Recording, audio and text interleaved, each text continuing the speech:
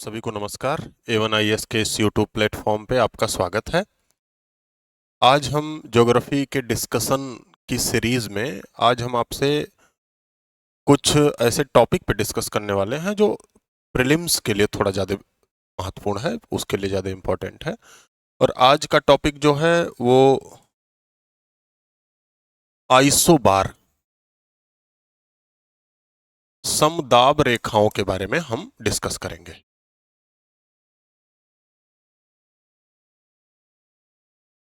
इसके बारे में हम थोड़ी सी आपकी समझ विकसित करने की कोशिश करेंगे। इससे सवाल प्रीलिम्स में ही आए हैं, इसका यूज आप कर सकते हो मेंस में। अगर जो इंडिया के क्लाइमेट वगैरह से क्वेश्चन आए तो इसका यूज कर सकते हो।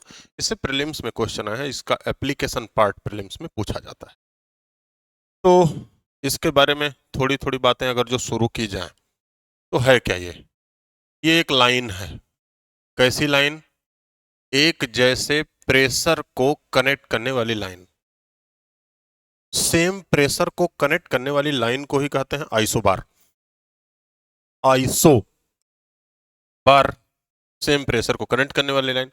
मतलब पहली बात, ये एक इमेजिनरी लाइन है।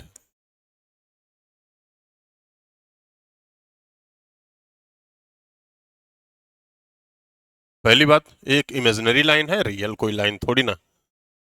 दूसरी बात, एक जैसे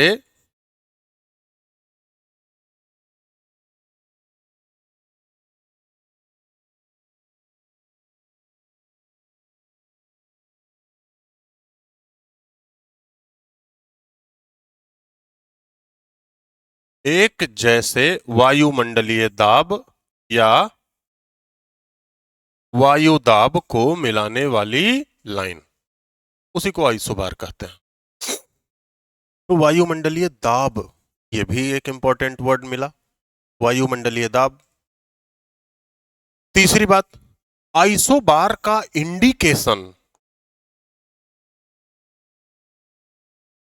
इंडिकेशन ये मिली बार में होता है। मिली बार में इसका इंडिकेशन होता है।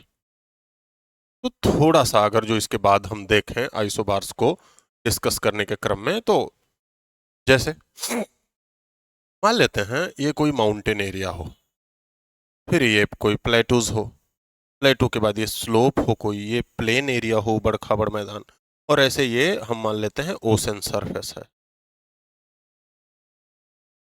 ये ओशन सरफेस है। ऐसा हम इमेजिन करते हैं कि ये एटमॉस्फेयर की अपर बाउंड्री है, और एटमॉस्फेयर की अपर बाउंड्री मतलब हम कह सकते हैं पृथ्वी के एटमॉस्फेयर की पहली लेयर है ट्रोपोस्फेयर, और ये ट्रोपोपॉज है,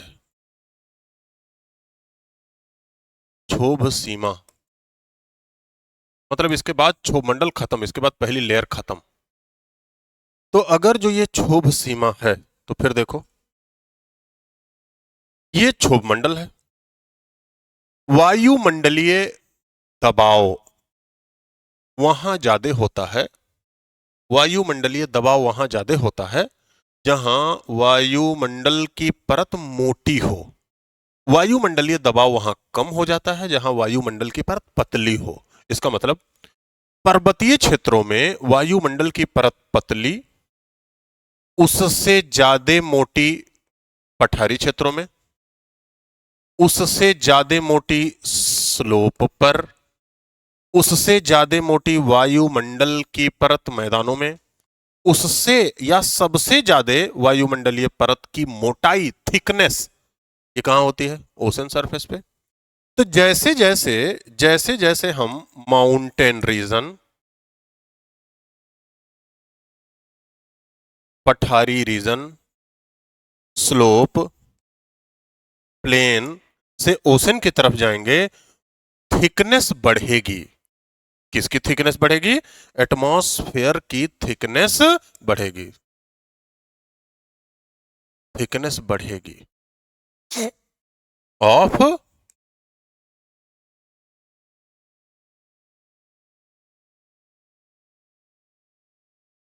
एटमॉस्फेयर। और जैसे जैसे एटमॉस्फेयर की थिकनेस बढ़ेगी, ठीक वैसे वैसे एटमॉस्फेरिक प्रेशर भी बढ़ेगा। इसका मतलब हम ऐसे भी लिख सकते हैं, thickness of atmosphere is directly proportional to atmospheric pressure. Thickness of atmosphere is directly proportional to atmospheric pressure. It means thickness of atmospheric belt, thickness of atmosphere is decreased, then also, sorry, is increased, then also increase the atmospheric pressure. If it is decreased, then also decrease the atmospheric pressure. तो हम इस हिसाब से देखें, जैसे जैसे वायुमंडल की ऊंचाई, वायुमंडल की मोटाई बढ़ रही है, और मोटाई बढ़ने के साथ साथ बेटा वायुमंडलीय भार, वायुमंडलीय डेंसिटी, वायुमंडलीय घनत्व बढ़ेगा। और सबसे अधिक घनत्व कहां होगा? सबसे अधिक घनत्व होगा ओशन सरफेस पे। तो कहा जाता है कि ओशन सरफेस पे वायुमंडलीय घनत्व होता है लगभग 1013। अब एग्जैक्ट कहोगे तो लगभग 1013.25 मिलीबार, लेकिन लगभग 1013 मिलीबार होता है, 1013 मिलीबार। और ये एटमॉस्फेरिक प्रेशर, ये एटमॉस्फेरिक डेंसिटी डिक्रीज होता है, डिक्रीज होता है 10% के लगभग रेट से। कैसे डिक्रीज होगा? लगभग 10% के रेट से डिक्रीज होता है। इसका मतलब बेटा, अगर जो आप ओशन सरफेस पे हैं, ध्यान दीजिए, अगर आप ओशन सरफेस पे हैं, 0 मीटर की ऊंचाई पर हैं, और वहां एटमॉस्फेरिक डेंसिटी, वायुमंडल का भार 1013 मिलीबार आ रहा है, तो आप अगर 1000 मीटर की ऊंचाई पर होंगे, मतलब 1 किलोमीटर की ऊंचाई पर होंगे, तो यहां वायु भार 913 मिलीबार आएगा। आप अगर जो 3 किलोमीटर की ऊंचाई पर किसी पर्वत पर होंगे, 3000 मीटर की ऊंचाई पर किसी पर्वत पर होंगे, तो यहां मिलीबार घट के 713 मिलीबार आ जाएगा। तो हाइट बढ़ने से एटमॉस्फेरिक डेंसिटी कम होती है, वायुमंडलीय भार कम होता है। मतलब हम हाई डेंस से लो डेंस एटमॉस्फेयर की तरफ जाते हैं, हाई डेंस से लो डेंस एटमॉस्फेयर की तरफ जा रहे हैं। तो हाई डेंस से लो डेंस एटमॉस्फेयर की जाते हैं, तो एटमॉस्फेरिक डेंसिटी कम हो रही है, मतलब ग्रेविटेशनल फोर्स कम हो रहा है, तो एटमॉस्फेरिक डेंसिटी कम हो रही है। गैसों की सघनता कम होती है, जिससे सनलाइट का एब्जॉर्प्शन, अवशोषण और रिफ्लेक्शन भी क्या होता है? ज्यादा होने लगता है। एब्जॉर्प्शन भी कम होगा और रिफ्लेक्शन भी कम होगा। तो कहने का मतलब, जैसे जैसे नीचे आएंगे वैसे वैसे एब्जॉर्प्शन और रिफ्लेक्शन ज्यादा होगा, जैसे जैसे ऊपर जाएंगे वैसे वैसे absorption of sunlight and reflection of sunlight वो भी कम होता जाता है।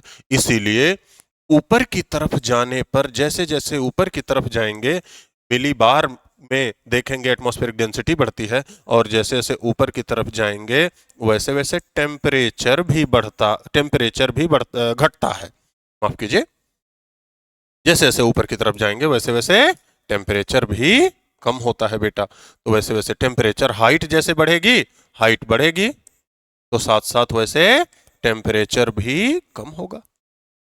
और ये टेम्परेचर लगभग 1 किलोमीटर 6.5 डिग्री सेंटीग्रेड पर किलोमीटर कम हो जाता है। इस तरीके से टेम्परेचर भी कम होता है। तो आइसोबार्स कम हो रहे हैं और टेम्परेचर भी कम हो रहा है, मतलब एटमॉस्फेरिक डेंसिटी का सीधा रिलेशन है। कहीं ना कहीं एटमॉस्फेरिक डेंसिटी कम होगी तो टेम्परेचर भी कम होगा। एटमॉस्फेरिक डेंसिटी कम होगी तो थिकनेस ऑफ एटमॉस्फेरिक लेयर, हम कहते हैं ट्रोपोस्फेयर की मोटाई भी कम हो रही है। अब अगर जो इसमें और थोड़ी सी बात देखें आइसोबार के बारे में। Isobars, isobars perpendicular, isobars line is perpendicular to wind direction. पहला तो ये हो गया, आइसोबार की लाइन परपेंडिकुलर ड्रॉ की जाती है विंड के डायरेक्शन के, मतलब समदाब रेखाएं वायु की दिशा के लंबवत होती हैं, लंबवत होती हैं। दूसरा,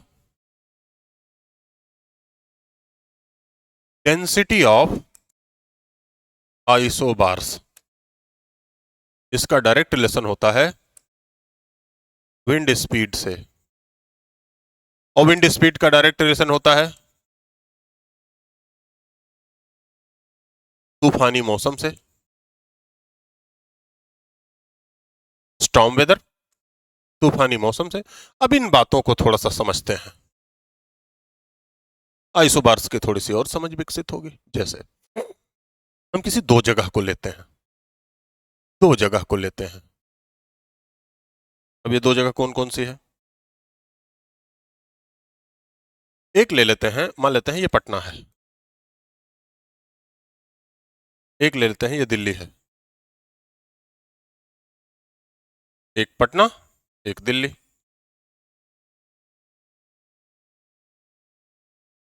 तो स्टेज में करेंगे। हम मान लेते हैं दिल्ली की जो एटमॉस्फेरिक डेंसिटी है वो हमें देखने से आई, कि पता लगा दिल्ली की जो एटमॉस्फेरिक डेंसिटी, हमने आईएमडी का मैप उठाया और एटमॉस्फेरिक डेंसिटी मान लिया, हमने देख लिया कि दिल्ली की एटमॉस्फेरिक डेंसिटी 1008 मिली बार है। तो ऐसे एक लाइन ड्रॉ करेंगे दिल्ली के पास, जहां 1008 लिख के ऐसे लाइन ड्रॉ होती है।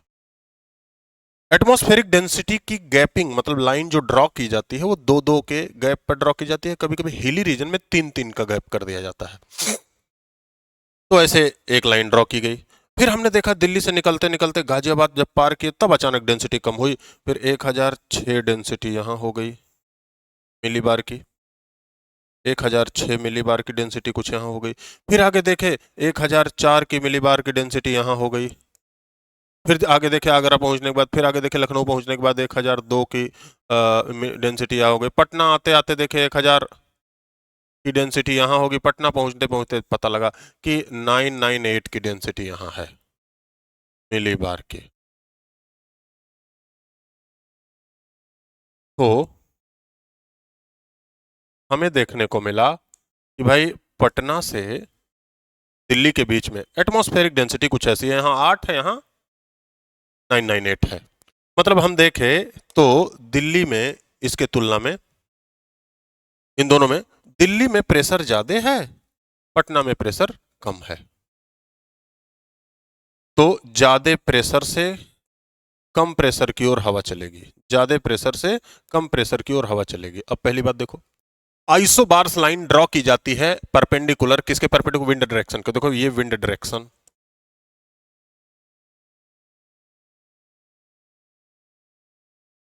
ये विंड का डायरेक्शन, और विंड का डायरेक्शन ये आइसोबार्स, आइसोबार्स ये क्या है? आइसोबार्स है, समदाब रेखाएं हैं, और ये विंड का डायरेक्शन। तो ख्याल देखो, यहां देखो परपेंडिकुलर, परपेंडिकुलर मूव कर रहा है। तो आइसोबार हमेशा विंड डायरेक्शन के परपेंडिकुलर होते हैं। दूसरे सिचुएशन में देखना है, यहां मान लेते हैं दिल्ली में डेंसिटी 1008 मिली बार की है,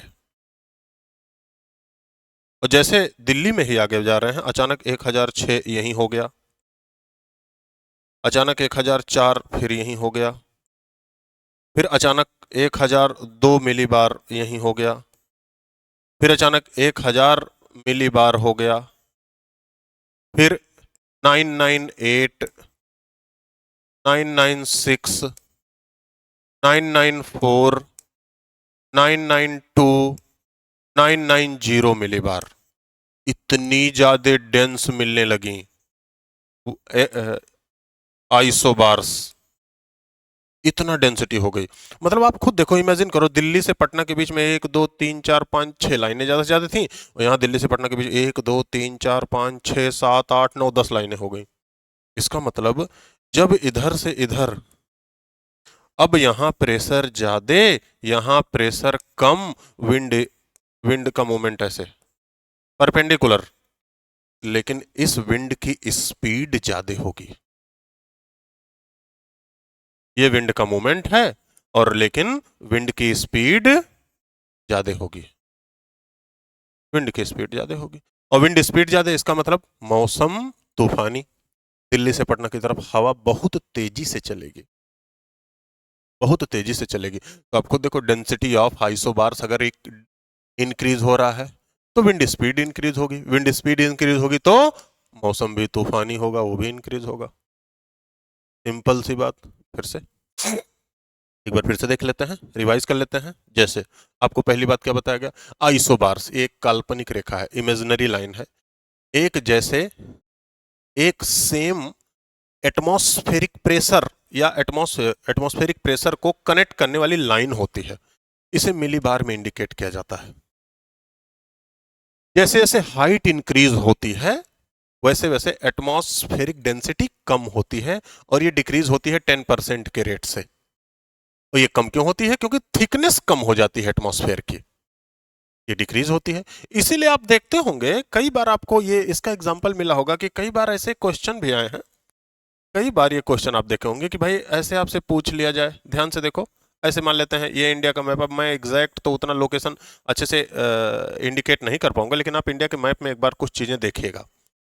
ऐसे सवाल आए हैं, जैसे आपसे पहला सवाल पूछ लेता है, बड़ा इंटरेस्टिंग सवाल है। ऐसे सवाल पूछ लेगा कि भाई यहाँ है अमृतसर, यहाँ है अमृतसर, ओहो सॉरी, यहाँ है अमृतसर और यहाँ है शिमला। अमृतसर नॉर्थ में है, शिमला उसके साउथ में है। अमृतसर देखो इस लाइन पे है, शिमला उसके साउथ में है। तो कभी कभी सवाल पूछ लिया अमृतसर नॉर्थ में जबकि शिमला साउथ में, लेकिन फिर भी शिमला में स्नोफॉल होता है, अमृतसर में नहीं होता। शिमला में बर्फबारी होती है, अमृतसर में नहीं होता। आपको यही जवाब देना है कि अमृतसर अमृतसर की ऊंचाई कम है, इसीलिए वहां थिकनेस एटमॉस्फेयर की ज्यादा है, और थिकनेस ज्यादा तो एयर प्रेशर ज्यादा, एयर प्रेशर ज्यादा तो वो सनलाइट को एब्जॉर्ब और रिफ्लेक्ट क्या कम कर, एब्जॉर्ब ज्यादा कर रहा है, रिफ्लेक्ट ज्यादा कर रहा है, जिससे टेम्परेचर वहां ज्यादा होता है। और जैसे जैसे ऊंचाई पर बढ़ते जाएंगे, शिमला ऊंचाई पर है, ऊंचाई पर होने के नाते हाइट जब बढ़ती है तो टेम्परेचर कम होता है, एटमॉस्फेरिक डेंसिटी कम होती है, मिलीबार 10% के रेट से डिक्रीज होंगे, इसलिए शिमला में बर्फबारी दिखती है, अमृतसर में नहीं दिखती। ऐसे ही सवाल फिर से ऐसे पूछ लिया जाए, अचानक याद आ गया, सवाल भी देख लो कि भाई दिल्ली, यहां दिल्ली, और दिल्ली और दिल्ली के ही पैरेलल है सिक्किम की कैपिटल गैंगटोक। दिल्ली में कभी बर्फबारी नहीं, गैंगटोक की बात ही मत पूछिए। सेम वही बात आपको बताना है, यही बात आपको बताना है कि हाइट पर है, हाइट पर है, इसीलिए दिल्ली की जो एटमॉस्फेरिक डेंसिटी है मिलीबार में ज्यादा आएगी, गैंगटोक की कम आएगी। जयपुर यही है, जयपुर और दार्जिलिंग एक ही लैटिट्यूड पर है, सबका जवाब वही होगा। मैंने पहले कहा इसमें प्रीलिम्स टाइप के क्वेश्चन, अप्लाइड क्वेश्चन पूछे जा सकते हैं। तो हाइट बढ़ने पर टेम्परेचर डिक्रीज होता है, और टेम्परेचर डिक्रीज होने के साथ साथ आइसोबार्स के नंबर भी डिक्रीज होते हैं। तो फिर इसके बाद आपको बताया गया कि भाई आइसोबार परपेंडिकुलर होता है विंड डायरेक्शन के, ये आपको एग्जांपल बता दिया गया कि आइसोबार्स मान लिया दिल्ली और पटना के बीच में आइसोबार्स ड्रा करने हो तो हम देखेंगे कि कितना प्रेशर यहाँ है, मिलीबार यहाँ लिख दिए, कितना प्रेशर यहाँ है, मिलीबार यहाँ लिख दिए, दोनों में प्रेशर कम है तो आइसोबार दूर दूर ड्रा होंगे और विंड स्पीड कम होगी। अगर जो दोनों में प्रेशर ज्यादा है तो आइसोबार्स नजदीक नजदीक ड्रा होंगे और विंड स्पीड ज्यादा होगी, और किसका इंडिकेशन होगा, तूफानी मौसम का।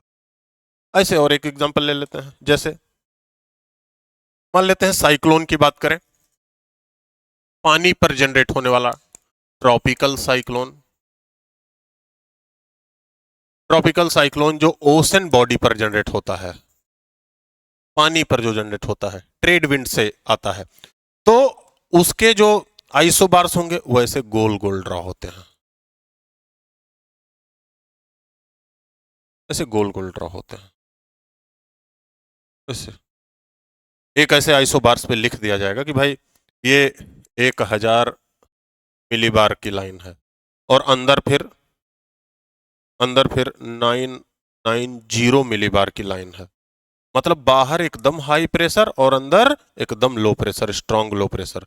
तो कई सारे, अब सोचो इतने ही दूर में हम ऐसे देख सकते हैं कि इतनी ही दूरी में कई सारे आइसोबार ड्रॉ होंगे, कई सारे आइसोबार, पतले पतले कई सारे आइसोबार ड्रॉ होंगे। तो कैसे, इसे चाहो तो ऐसे आप देख भी सकते हो कि भाई एक तो आइसोबार 1000 और उसके बाद दो के अंतराल पे ऐसे आइसोबार ड्रॉ होगा, फिर एक 998 हो जाएगा, फिर ऐसे 996 हो जाएगा, फिर ऐसे 994 हो जाएगा, फिर ऐसे 992 हो जाएगा, फिर ऐसे कहीं ना कहीं 99। तो इतने ज़्यादा आइसोबार्स ड्रॉ हुए, और जब इतने ज़्यादा आइसोबार्स ड्रॉ होते हैं तो विंड ट्रॉपिकल साइक्लोन में बाहर से ऐसे अंदर की ओर चलता है। विंड तो परपेंडिकुलर होगा, बाहर से ऐसे अंदर की ओर चलता है। ऐसे बाहर से विंड आएगी अंदर की ओर, बाहर से विंड आएगी अंदर की ओर। कभी कभी आइसोबार्स, इसका मतलब अगर जो गोल गोल सर्कुलर आइसोबार दिखे तो किसका इंडिकेशन? ट्रॉपिकल साइक्लोन का इंडिकेशन माना जाता है। ये भी डायरेक्ट सवाल पूछा है। आइसोबार्स कुछ ऐसे दिखे, गोल ना दिखे, इलिप्टिकल दिखे, दीर्घवृत्ताकार दिखे, ऐसे ऐसे आइसोबार्स दिखे, ऐसे आइसोबार्स दिखे, ऐसे आइसोबार्स दिखे, ऐसे दिखे, ऐसे।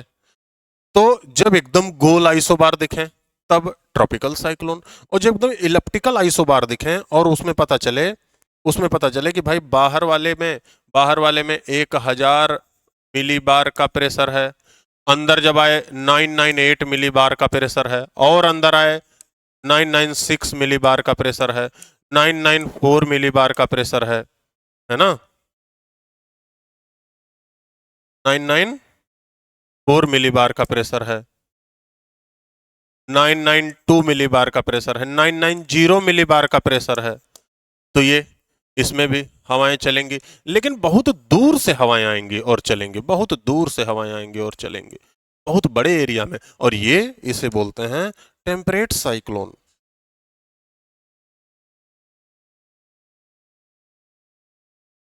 इसे बोलते हैं एक्स्ट्रा ट्रॉपिकल।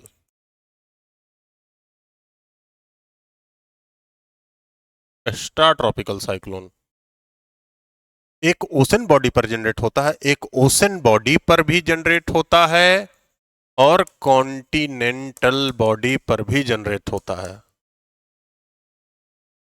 समुद्र पर भी आएगा, स्थल पर भी आएगा। एक का एरिया छोटा होता है, ज्यादा से ज्यादा बड़ा होगा 600 से 700 किलोमीटर, 600 से 800 किलोमीटर मान लेते हैं। एक का एरिया बेटा 3 गुना, ये डायरेक्ट डबल, ये 1500 2000 किलोमीटर तक इसका एरिया होता है, बहुत बड़ा होता है, इतना बड़ा एरिया होता है। वो एक गोल होगा एकदम सर्कुलर, एक दीर्घवृत्ताकार होगा। तो आइसोबार्स ऐसे भी पूछा था, तो आइसोबार्स के नंबर क्या होंगे? डिक्रीज। अब फिर अगला सवाल इसमें क्या बन सकता है? आइसोबार्स के नंबर अगर जो बाहर से अंदर की ओर डिक्रीज हो, एकदम तेजी से गिर रहे हो, तो किस बात का इंडिकेशन है? तूफान, साइक्लोन का। बाहर से अंदर की ओर डिक्रीज हो रहे हो, कम हो रहे हो, किस बात का इंडिकेशन है? तूफान का। उल्टा करो, आइसोबार्स के नंबर अंदर से बाहर की ओर डिक्रीज हो रहे हैं, पहले बाहर से अंदर की ओर, अब अंदर से बाहर की ओर डिक्रीज हो रहा है। अंदर ज्यादा आइसोबार्स के नंबर हैं, बाहर कम है। इसका मतलब पहले बाहर ज्यादा हाई प्रेशर था, अंडर लो प्रेशर। इसका मतलब अगर जो ये उल्टा कर दिया जाए, अंदर हाई प्रेशर होगा, बाहर लो प्रेशर, तो किसका इंडिकेशन है? एंटी साइक्लोन का। इसका इंडिकेशन है एंटी साइक्लोन का। ऐसे जब ज्योग्राफी का प्रीवियस ईयर क्वेश्चन लगाओगे तो ऐसे क्वेश्चन आपके सामने दिखेंगे, ऐसे क्वेश्चन आए हैं। क्लियर? तो आज के लिए इतना ही, फिर एक नए टॉपिक के साथ आपसे मिलेंगे। Thank you.